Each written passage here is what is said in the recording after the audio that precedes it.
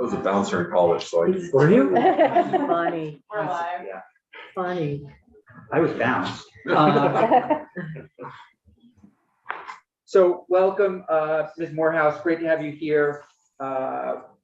We know there's just, we thought last week when we were, the week before break, we were talking, there's a lot in play, a lot happening out there. So we thought it'd be great to talk to you around where things are with your conversations with, I think, wherever you might be having them, to kind of continue the work that we started last year, what you might need from us, what you expect will likely pass, where you think we need to put some pressure to continue the good work that I think this committee and appropriations did last year. And then also, we know that you've been involved a little bit in some of the conversations around S197. And we'd like you to talk a little bit about that. So how does that feel in terms of an outline to discuss for the next 20 minutes or so? That sounds perfect. I wanted to update you all on the after school and summer expanding access grants, and also share what our statewide youth advisory group has been putting together to gather youth input, and speaking to 197 is perfect too. Great, thank you. And the floor is yours. Great. So why don't we start with the after school and summer expanding access grants. So that is a statewide grant program. There's about $4.25 million that's been made available through the Agency of Education and close partnership with them using ESSER II dollars. So Vermont After School is running that grant competition. Like I said, close collaboration, close partnership with the Governor's Office, Agency of Education, and the Interagency After School Youth Task Force. The grants can support programming in summer of 2022, next year school year, so 22-23, and then part of summer of 2023. They can run through the end of July. We set up an intent to apply form online so we could get a feel for interest and need across the state. The applications are not due to the 16th of this month, so next week. Through that intent to apply form, we've had over 220 organizations submit an intent to apply, with requests totaling over $16 million. So I just want to pause for a moment. We have 4.25, the requests are over 16 million. Wow. Yeah, they're from every county, and any possible type of organization that you can imagine that is working with children, youth, and families, outside the school day and over the summer. Schools were not allowed to apply in this round, so these are all community-based organizations. I will say that we fully expect that the final, pool of applicants to not look exactly like that. Some will drop out as they move through the process. Some might increase their funding request. Some might reduce it. So we don't have a final number yet. We won't know that till next week. But it is a really good indication of that high level of need and interest.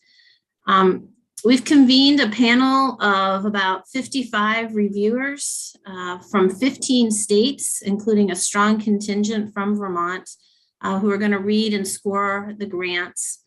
We have also gotten support from the Department for Children and Families and the Children and Family Council for Prevention Programs to offer for all reviewers an anti-bias training for grant readers. That is being offered next week.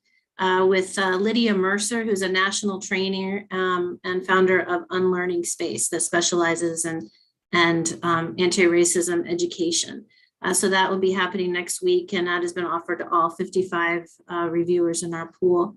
And I guess my main comment and feel is just the energy and response about this grant competition, just really demonstrates the incredible interest and need across the state. And, once again, we are so appreciative and amazed at people's willingness to step forward and think about how to do more and do differently, once again, for Vermont's children, youth, and families. I mean, it's really quite the response. So, and thank you to all of you for that support. Yeah, that is good news, Holly, but can you tell us at all how you're going to score those to be equitable geographically, or like size of the community or other criteria? With such a Yes. great outpouring, it's going to be difficult. So I wonder what other criteria you're using to decide. Yeah, so we have a really, I feel, well-developed grant application that includes a scoring rubric right in it. So everybody has the same information on how that's going to be scored. That grant application was developed in partnership with AOE, as well as the entire governor's task force on universal after school. So we had a lot of different folks looking at it. We also carefully aligned it with the ESSER 2 and 3 requirements from US DOE on how those dollars need to be used. It incorporates really the priority areas. Once again, you know, like last year, we kept the priority areas around expanding access. So there's a number of ways that a program could apply to expand access. They might add more hours, they might add more days, they might reduce costs, they might add more slots by adding more staff. So they might reach out to populations of youth that they haven't served before. So that's in there. There's also a component around building longstanding partnerships and systemic change. So using these dollars to not only solve, you know, the problem in the moment or the challenge in the moment, but also to set up some of those partnerships, some of those cross-regional collaborations, or looking at infrastructure issues either around data or transportation or social emotional learning or whatever is their need with a long term. So it will go beyond the scope of this particular grant competition. So that's a piece of what we're going to be looking for in the applications. We're also looking for how they, and this is part of the ESSER requirements, how they're using evidence-based programming and implementing that in what they're offering, how they know it's going to be effective. So either using evidence-based programming or using these dollars to move in that direction was allowable. We did an analysis looking at, with the data that we have, looking across, we looked at every school in the state, elementary, middle, and high school, and looked at the student enrollment versus what we could measure as sort of a capacity of what currently exists in that area for after school or summer programming. We did it at the school level, the town level, the county level, the SU level. But overall, what we came away was identifying 5 counties where there seems to be a bigger discrepancy between the number of students in those counties and the number of available program slots in after school and summer. Those 5 counties are given an additional priority point in the grant application process. We have also been using some other funds that we have to advertise more heavily about the grant competition in those communities to help generate, you know, more awareness as well. Because when there isn't already someone in place running after school program, it's hard to figure out who you're reaching out to. So we have been using Front Porch Forum and some other avenues to make sure we're getting the word out in those 5 counties. Did that answer your question about? I can also send you. Okay. Thorough. And on the money, can you just remind, you probably said this at the beginning, I missed, the 4.5 million, was that in the Budget Adjustment Act, or I can't remember where it came from? Actually, It was from before. from last year. 74. 7 X before. It's ESSER $2. True. So is a bill from this year or from last year that you're just now putting out? Or is it for, just where did the money come from? So it must have been appropriated last year because we received the new grant from the Agency of Education to do this work. You Just already this did year. one round. But you We did did one one round round. last year. We did there one was round like- last year. So there was money for 2 rounds and we're just now getting to the second round, I guess. 3 rounds, right? This money will Well- bring us to summer 2023. We had some. Yes. So there was the Summer Matters round, which was last year, which is the 4 million. And then, so that was one grant to Vermont After School to administer that. Right. Then AOE, apparently there was additional money that you had another 4 million that was appropriated So we just got a new grant vehicle in January or February of this year to run this grant competition. And this one, we're calling it Expanding Access instead of Summer Matters, because you can do summer and school year. So an organization can apply to do, both summer 22 and summer 23, or they can apply to do just the school year and after school program, or they can apply to do all three of those. So there are some options in what's needed in their area. Senator Hooker. Thank you. And Holly, was that true of the last round of grants, that they could apply for 2 years? Or did they just got the 1 year grant? So they would have to apply again for this one? Yes, yeah. That one was just that one, just for the one summer. So we're very excited that this has some additional sort of length and planning, because they can be planning now for after school in the fall, which is great, or planning now to do this summer and next summer, which is also great. Holly, my notes indicate that we talked to you last year a little bit about low-income Vermonters, in particular, people that might not be on Front Porch Forum, families that don't have access to technology. How are you reaching those families? So the programs are the best at doing, Well, we're doing that outreach. When you're looking at grant applications, is there a conversation with programs to say, hey, this is, that we want to make sure that our low-income Vermonters are able to access these kinds of programs?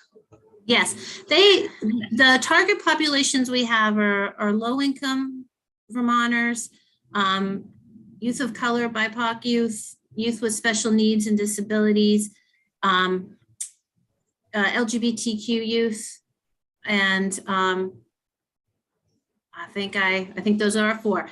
So those are the priority areas. So they are asked, which of those they're identifying, how they're serving them. They are also asked how they've what data is in their area about what the assets are and what the needs are. They're also asked in the grant application to speak to how they have worked with youth to help shape and form, so how they're using youth voice and youth input to design their program. And they're also asked how they're connecting with families to meet those needs.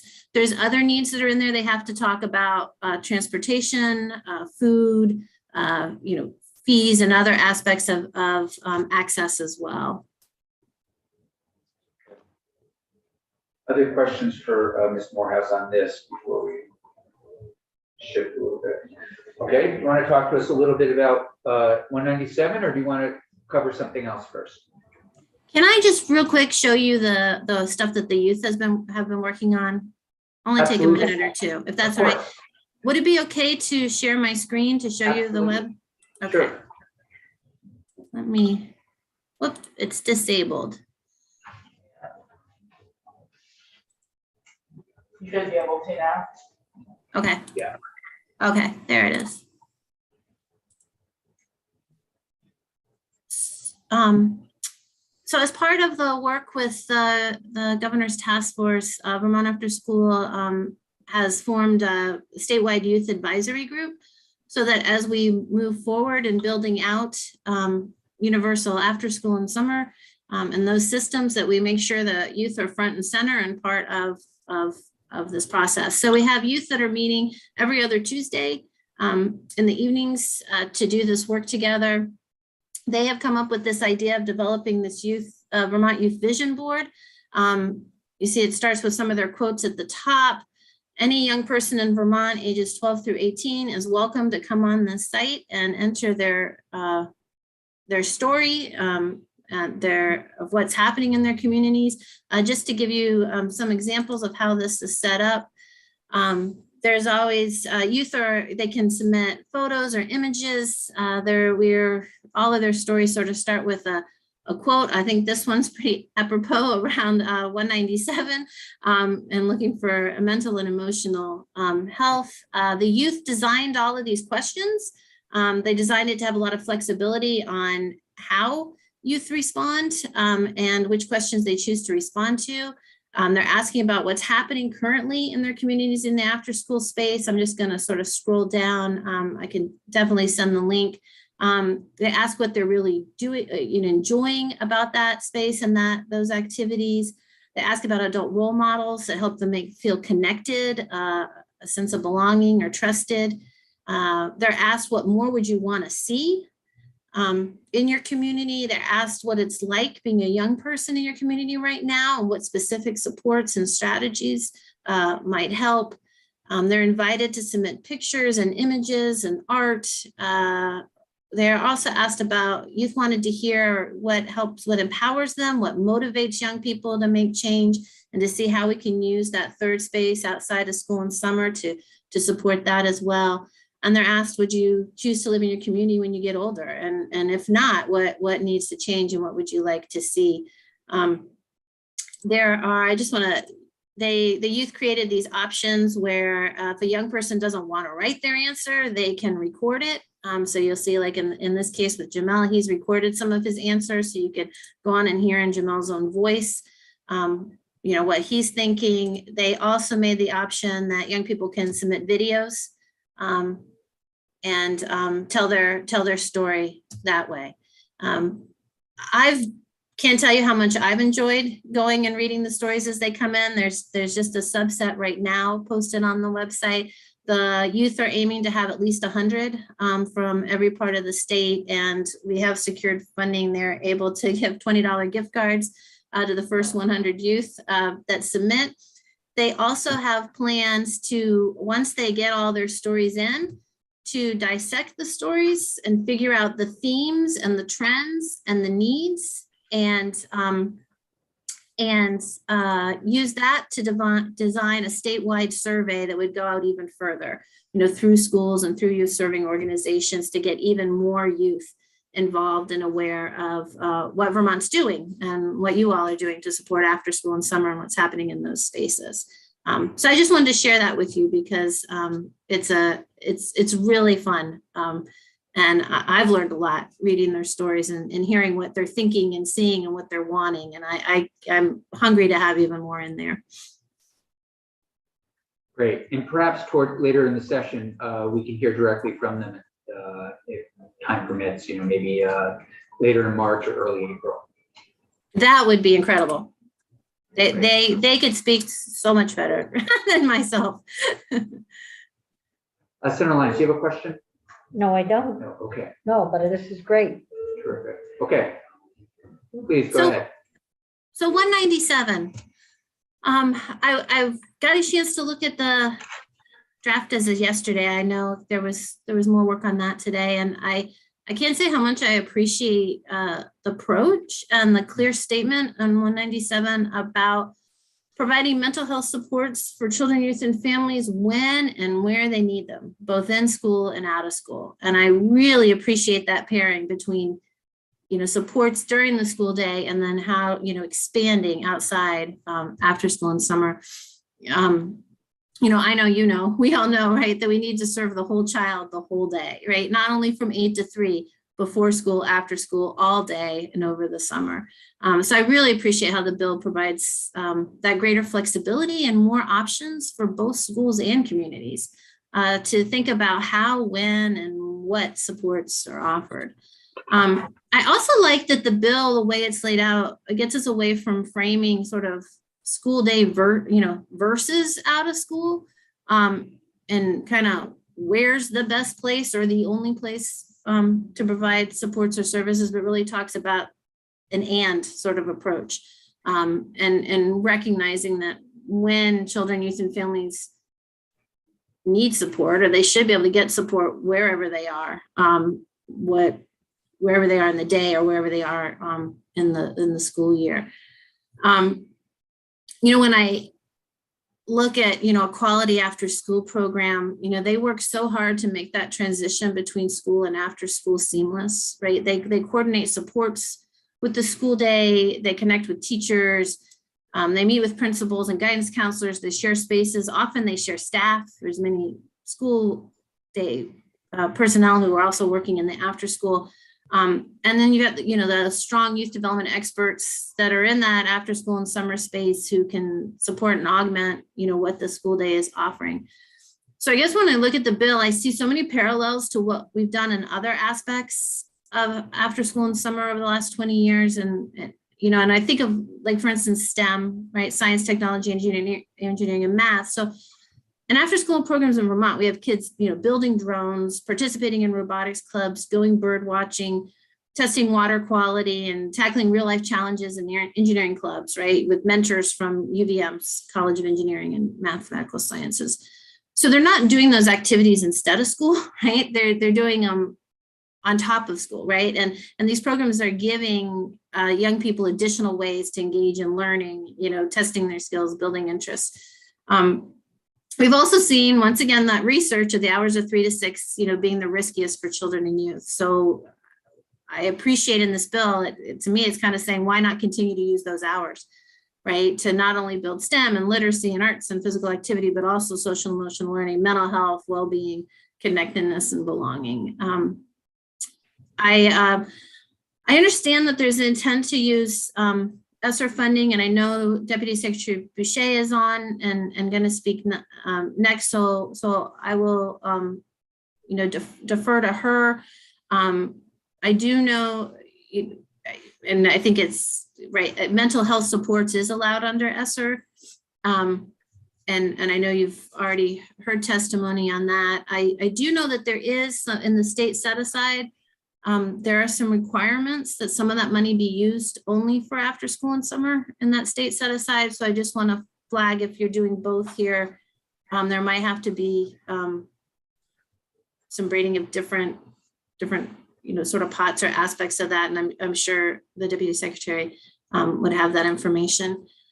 I also just wanted to flag, looking forward, I mentioned that the opioid settlement includes in the list of core strategies and remedies around prevention for the use of those dollars, both school-based and youth-focused, community-based programs for family, youth, and adolescents around substance use and mental health. And it could be another potential way beyond ESSER to think about how we're funding programs and supports in these areas around mental health and substance misuse. Thank you.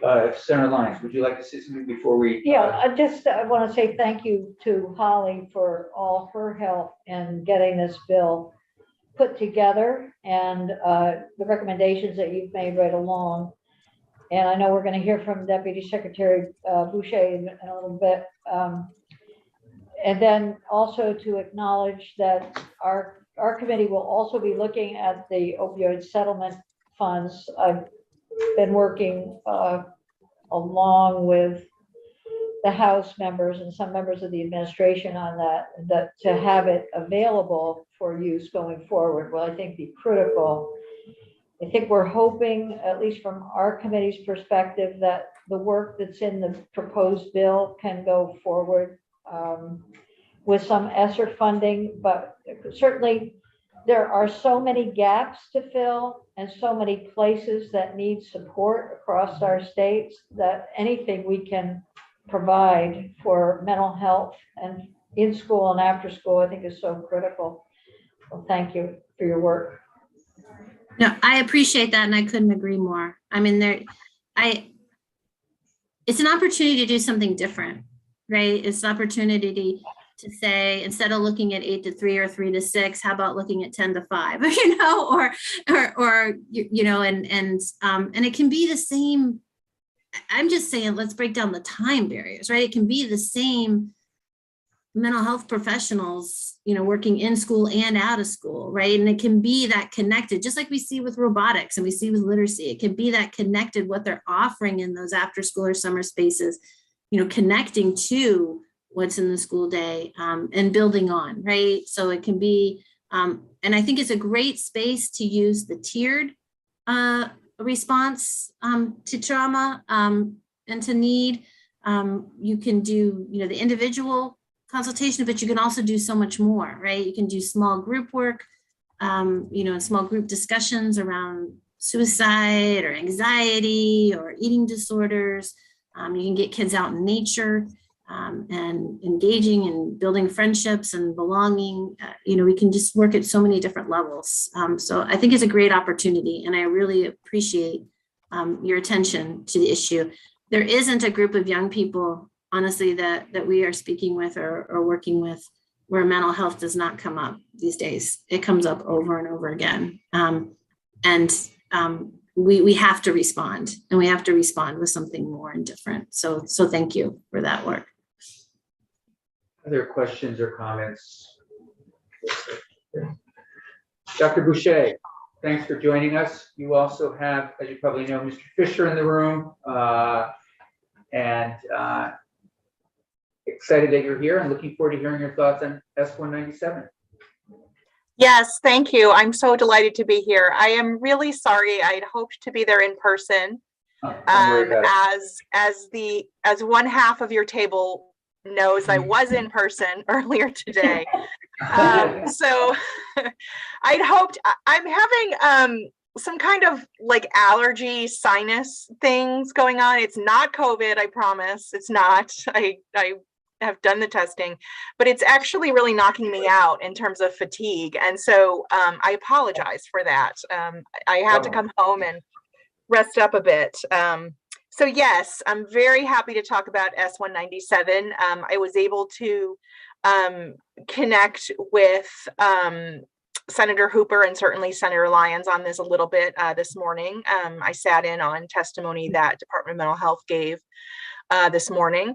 I think just to start out, there's really a lot to support in this bill that we really do want to work together on for sure. I think we definitely have shared goals of ensuring that our students are healthy and well. I think it's important to know that we, meaning the state government entities, so both Department of Mental Health and AOE, have been working for several years now together on how to best address student mental health challenges. So we are very pleased to come in together and provide you with some joint language that we are developing together after an ask from the Senate Health and Welfare this morning. So we feel pretty good about the concept and what we're trying to do. I think, and then I can get into some of the details that you'll hear about more in some of our suggested language, just so that you can kind of think about that. So one of the pieces that I think we want to see from education's perspective, and I also think this would fit with Department of Mental Health, is a focus on on multi-tiered systems of support, because that actually is the language of education in terms of how we actually are supporting students, both from a universal perspective. So how are we actually providing mental health, SEL, universal supports for students? SEL is social emotional learning. Moving into a tier 2 approach for students that need a bit more targeted intervention than what all students are getting. And then our most critically in need students, which would be a tier 3 intervention. So I think it's really important to interlace that paradigm into this bill, because that is how education thinks about at a very almost philosophical level about how to actually meet students' needs. Thankfully, that is one of the pieces that we work with all the time in terms of overlap with Department of Mental Health. So folks heard Laurel Omland talk about MTSS this morning. So I think that's a really critical piece. I want to also note that we really appreciate the language around evidence-based, because that is what is required in our last tranche of funds. It's been required all along, but we're getting a lot more direction from the latest rules that came out several months ago about what we have to actually spend certain amounts of state set aside on. So the evidence-based interventions we really support. They're really key. I think we need to say, though, evidence-based as defined by US Department of Education. So evidence-based can mean a lot of different things to a lot of different people. And there actually is a paradigm of language that the US Department of Education actually specifies how they mean evidence-based. So I think that's really important. The other, some other pieces, we really like the idea around some of the funding. We really like a lot of the ideas here in this particular bill. We, meaning Department of Mental Health and AOE, have started thinking about, we've been having this conversation for a while now, about the previous session's Act 74, which did allocate $3 million to integrated mental health supports for students. I'm probably not getting that language exactly right, but that's kind of what the gist of it was. So we're hopeful that this bill could also perhaps be further laying out that more global language that was in Act 74, because we haven't used those funds yet. We've still been trying to figure out what is it exactly that we want to do under the vague term of integrated mental health supports. So that's something that we'd love for you all to consider.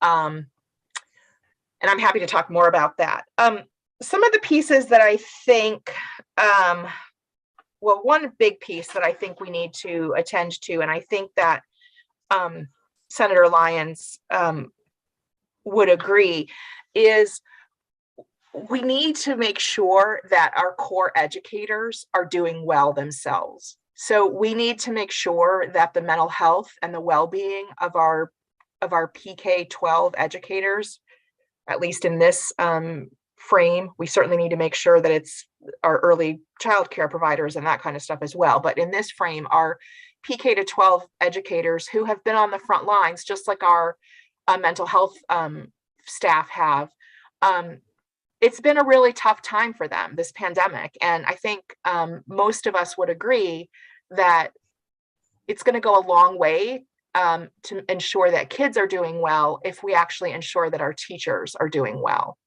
And so we would really love to see some of these funds be used for that kind of an approach.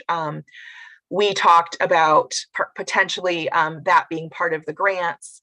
I think from our perspective, we're a little concerned with that approach because we want to make sure that all teachers would have access to mental health and well-being supports. So we were actually thinking it would be more feasible, or it would work better to do for the Agency of Education to do something like a state contract with an entity that would provide telehealth or other kinds of counseling and supports for our educators that would be framed particularly around coping with COVID and how we kind of move into life in, the new normal, whatever that is. So I think that's important. We're happy to kind of talk more about that. And as I said, I can't certainly speak for Senator Lyons or others who were there this morning, but there seemed to be some appetite for that conversation as well.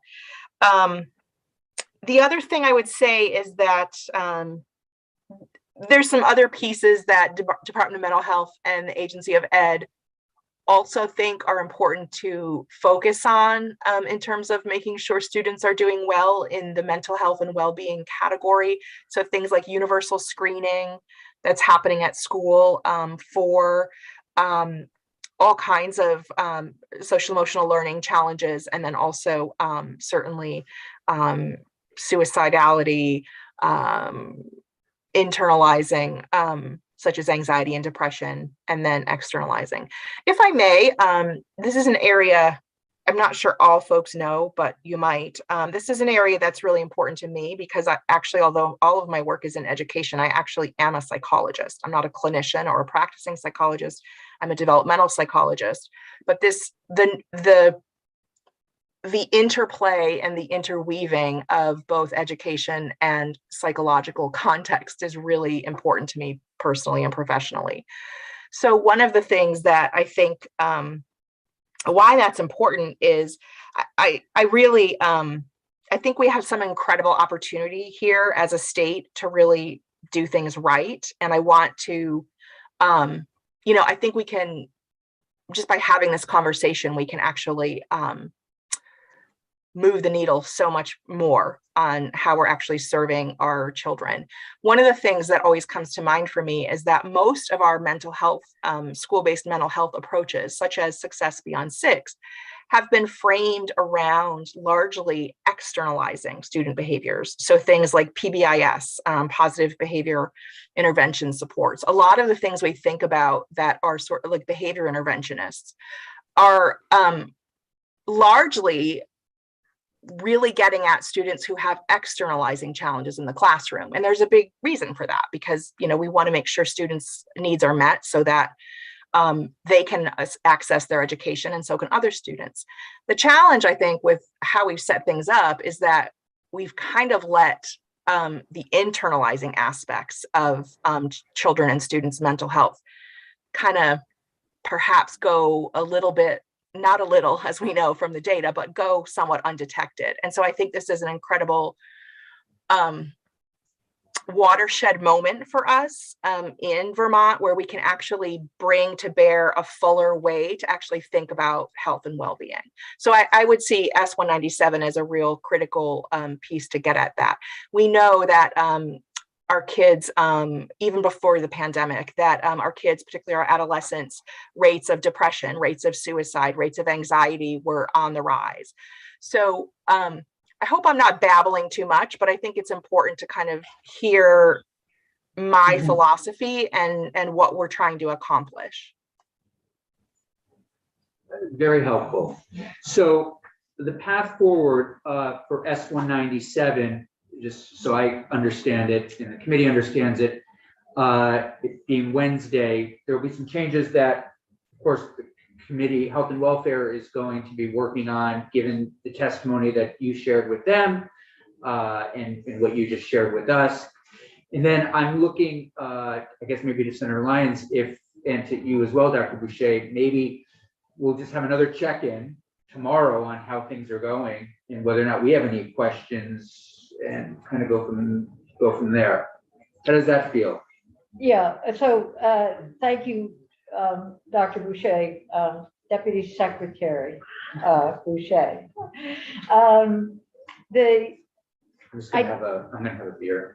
Okay, just a couple of questions. So to clarify, simply because our committee is the committee that will be finalizing the bill, the language of the bill, and you've identified a couple of things, I think slightly in addition to what we heard this morning. It's not bad, it's good.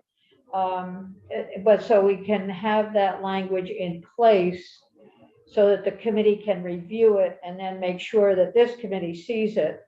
Our goal is no later, it would be great if we could finalize some of that tomorrow, and latest, of course, it has to be out on Friday, over and out. So I'm going to ask you three questions, or a couple of questions. One on the tiered support, ensuring that there's language in the bill that acknowledges a tiered support approach to the grants process. Is that what you are suggesting? Yes.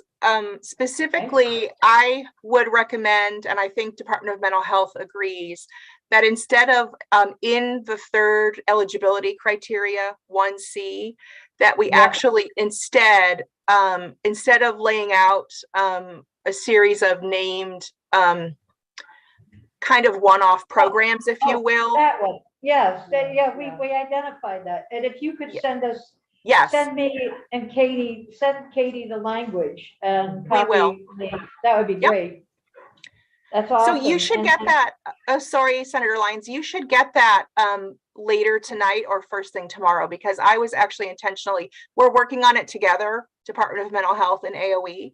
And so I was intentionally waiting until my testimony today with you all to see if anything else emerged. But yeah, we will get that to you ASAP.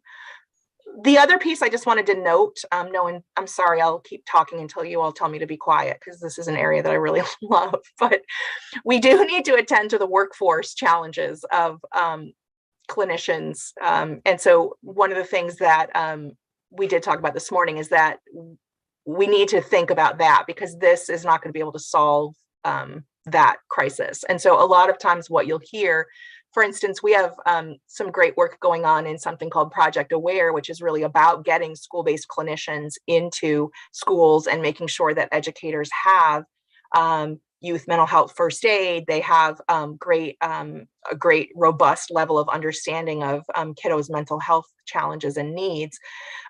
One of the challenges with that has been that the community partners, you know, sometimes they're having some real struggles with getting folks to actually provide the clinical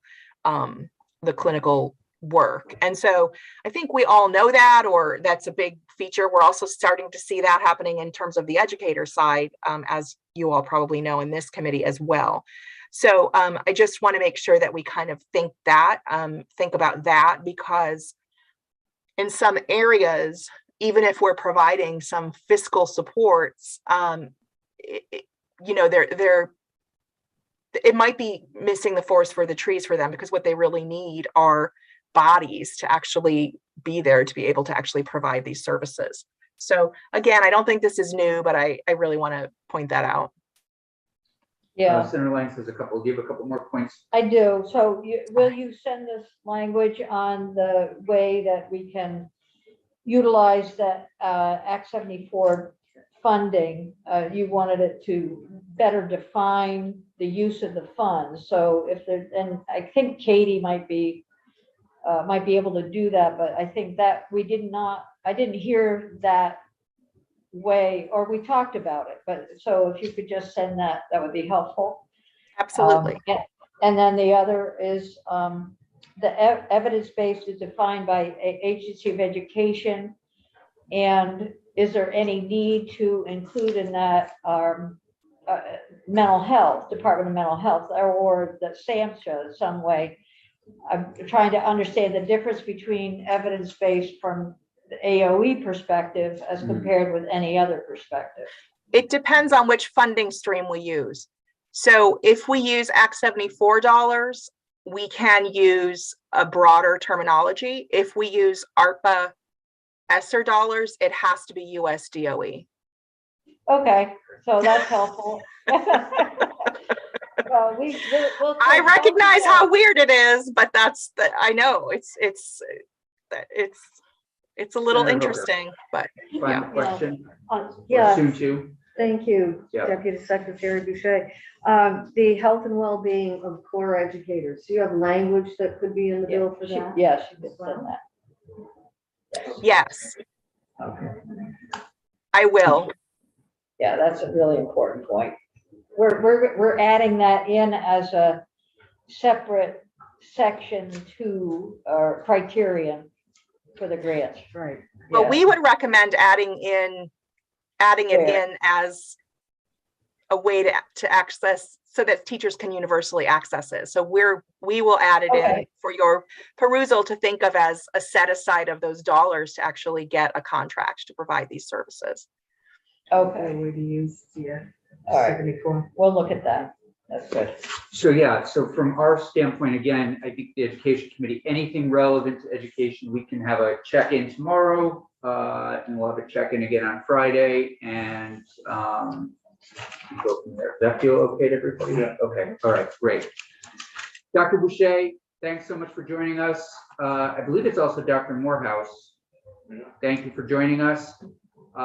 Very much appreciate it, and we'll look forward to seeing you all soon. Great. Thanks so much. Really appreciate this work. Thanks. Great. Thank you. Mr. Fisher, did you have anything for us, or are you just back up here right now? Okay, so make sure. Just getting the door. Who's getting the door? Okay. We have our final thing for the day is we have, and I believe we have all had an opportunity to meet her before. Gabrielle Lucci is the student board member for the State Board of Education. She's from Rutland. She is. Her dad. And she is- Candidate. She's kind of, yeah, the governor has put her name forward. Yeah. I From believe she Poultney. can, sorry? She lives in Poultney, I believe. Lives in but her Poultney. dad Everybody is has the her application. Coordinator. And so she is going to be coming in. We're going to have a conversation with her. The way that we usually handle state board appointments, we invite them in. We have somebody else coming tomorrow, I believe on Friday as well. Usually we'll have, Daphne will provide us resumes, or in this case, application. We'll have some questions, and then probably in the next couple of weeks, when we really start doing these kinds of things on the Senate floor, we'll say a little bit about each candidate, put forward our recommendation, our committee vote, and ask for the full support of the Senate. With that, Daphne, is Ms. Lucci here? I sent her an email. so Great. not Okay, yet. all right, well, why don't we go offline for a minute and just do a conversation, people can relax. Now she's here. Oh, she's here, great, Yeah, okay. Go offline or? Nope, we can Okay. let's stick with it, great, thanks.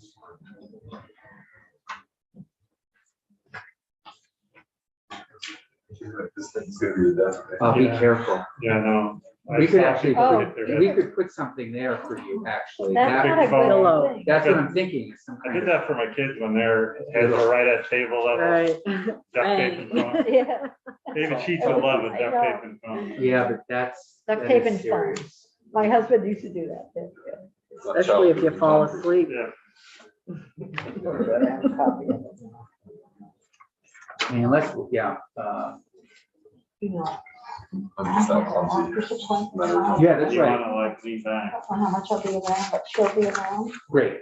Or if you want Bruce Hardy wasn't much Whatever you good. want to do. No. I just wanted, you know, I just so that. I just, He was not these few very- things are But You'll do with in the the morning. clean up. song, I Yeah, hope we yeah, can. Yeah. We'll do it tonight. Yeah. I'll look at it. We have it already. I'm not here. We just should pass it. Oh, yeah. Yeah, we want to pass it. But we can't pass it till this committee sees it. Right, so we can't really. go- Ms. Lucci, can you hear us okay? Yes, I can. I'm sorry, I actually do have a quick question. Does Sure, my please. screen look at all distorted to you? No. Oh, all right. It's a little distorted on my end, but that's okay. Oh, ours. As long as it's not on your end. No, it looks Really really, it's distorted. terrific, terrific. Okay. Thank you so much for being with us. We're so excited. You may recall having met with us already this year. I believe you were here to talk about mascots. I think so. I think so. Yeah. Yes, I think so, yeah. You're a busy individual. What we thought we would do is let you just talk a little bit about, tell us a little bit about yourself, tell us a little bit why you're interested in serving on the state board, and then we'll open up for questions. Well, my name is Gabrielle Lucci, and I'm 17. I'm a junior in high school. I go to Rutland High School, and I wanted to join the State Board of Education because I wanted to make change. And I know that sounds like a very typical response, but what really fostered that want for change was the year previous to now, last year, I served on the mascot advisory committee at my school, and it was basically using a process to make a new mascot that would be more inclusive towards the entire student body and the community of students and people around Vermont. And I really enjoyed being in that group of students, all young people working together to come up with something like a change for good. And I thought I would like to do that on a broader scale, something that I could do to help make the educational experience for students all around Vermont better. Just sounded like something I'd really enjoy doing. So that's why I decided to apply for the State Board of Education. Great. You've been at a couple of meetings already, Yes. and how have they gone? They've gone really well. I've really enjoyed watching how each member of the state board works together, communicating in a positive way to make changes and make things work, essentially. And I really enjoy watching how that process goes and how efficient it really is. Please, Senator Purcell. Yeah, Gabrielle, how did you find out about this opportunity that there was this student position on the state board? Well, the principal of my school actually sent out an email about this position being open, and I hadn't previously heard about this, so I was interested. So I clicked on a link that took me to the state of Vermont's website, and I learned about the position, and I was like, wow, this looks like something I'd really like to do. And that's when I decided to apply. Great. I have Senator Hooker, please. Okay, thank you. Thanks, Gabrielle, for being here.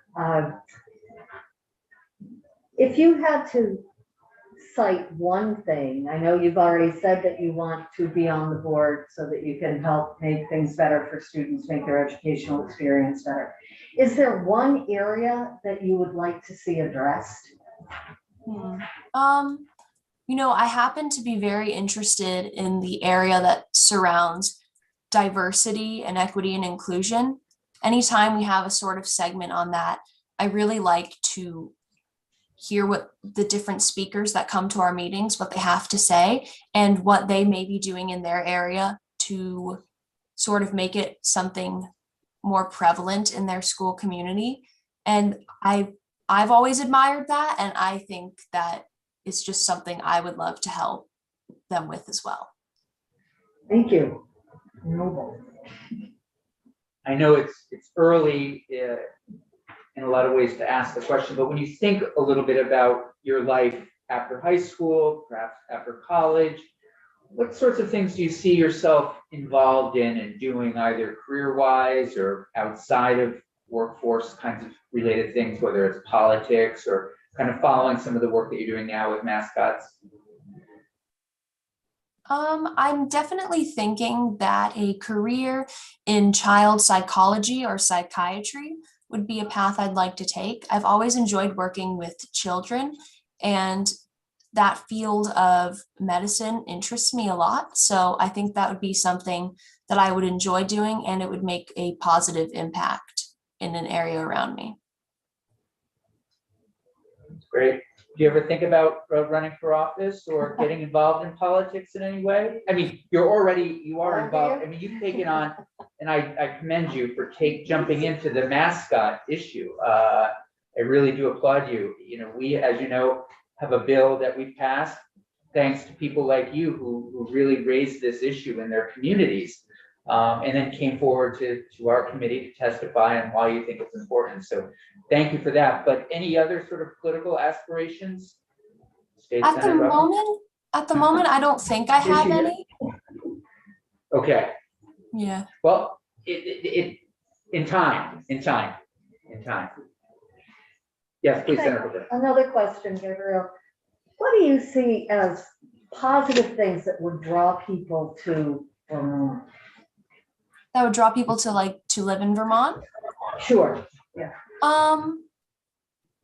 I think that since we're a smaller state, we have a lot more, even though a lot of towns are spread apart, in those towns and sectors, we have a lot of great sense of community. Because we're so small, I think we feel a need to stick together. And that's something I definitely admire.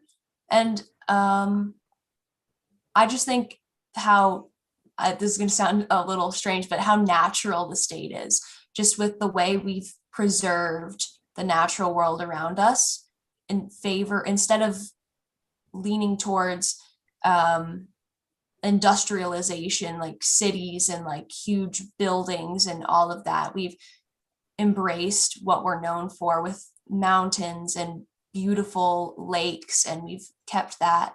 And it's something that people enjoy when they come out of state. And it's something that I think a lot of citizens of Vermont enjoy too. And so at the risk of sounding negative, are there things that you think would keep people from coming to Vermont?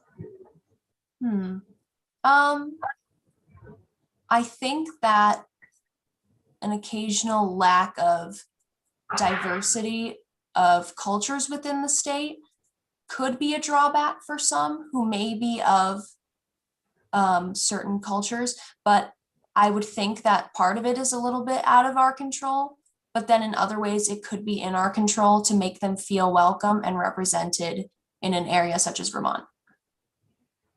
Thank you. Yes, Senator.